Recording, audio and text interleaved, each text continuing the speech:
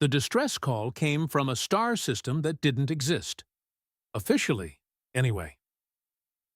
Commander Alex Rains sat in the dim cockpit of the Odyssey, staring at the pulsating message on his screen.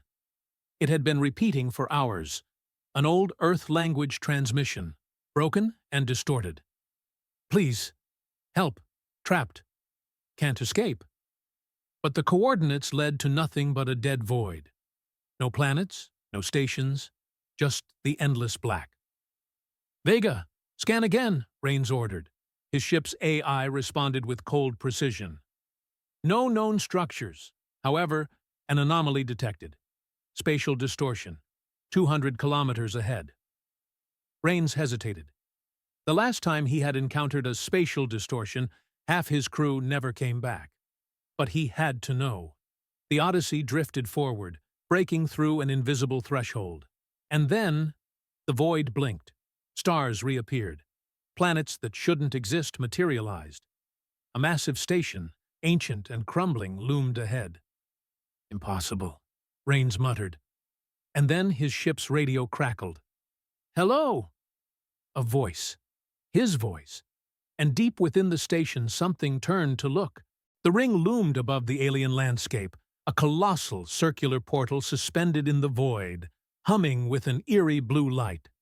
For centuries, it had remained dormant, an enigma to the scholars and explorers who had dared to approach it.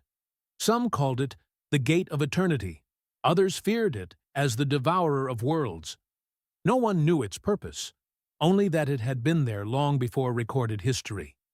Commander Eric Varon stood at the edge of the floating platform, his boots magnetized to the cold metallic surface. His team, a mix of scientists and engineers, busied themselves around the control panels that had been set up in a desperate attempt to understand the gate's secrets. This structure doesn't conform to any known material, Dr. Hoshino murmured, running a gloved hand over the surface. It's ancient, beyond comprehension. We didn't come here to admire it, Eric said, checking his helmet's HUD. We need to know what's on the other side. A pulse of energy rippled across the gate's surface, as if it had heard him. The glow intensified, swirling into patterns that resembled stars forming and collapsing in an endless cycle. Then a voice, no, a thought echoed in Eric's mind. Enter. The team froze. Their instruments spiked into chaotic readings, and a few backed away in fear. Eric, however, felt something else. A pull, a sensation that this gate was not just a structure, but a living thing. What do we do, Commander? His second-in-command, Alvarez, asked. Eric hesitated for only a moment before making his decision. No more mysteries, no more questions, only discovery. Strapping himself into the harness, he took a deep breath and stepped forward. As he crossed the threshold, the world around him twisted. Time stretched, and he felt himself dissolve into infinite possibilities. Planets, civilizations, and entire galaxies unfolded before his eyes.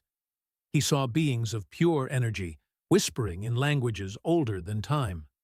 He glimpsed futures yet to be written and pasts that had never been lived. And then he understood. The gate was not just a portal. It was a choice, a passage into something greater. But at what cost? Before he could scream, before he could reach back for his team, he was gone. And the gate. It remained, waiting for the next traveler. The ship was a ghost. No records, no insignia, just a skeletal husk of black metal and jagged edges drifting through deep space. The Nomad had picked up the derelict vessel 2 days prior, its scanners barely able to register the thing against the darkness of the void. Captain Ronan Voss knew better than to tangle with unknown relics, but curiosity gnawed at him.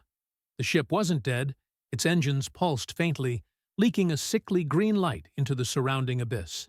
Something inside it still lived. The boarding team suited up, 4 of his best, all-seasoned voidwalkers. Their boots clamped onto the hull, finding purchase among twisted metal and claw-like protrusions. It looked less like a starship and more like something grown rather than built. "Readings?" Voss asked over comms. "No life signs, no atmosphere," came Lieutenant Vale's voice, crackling over interference. But there's power in the core. They forced open the airlock, stepping into the abyss. Inside, the walls pulsed with veins of bioluminescent circuits. Strange symbols lined the corridors, etched into the metal as if by some enormous claw.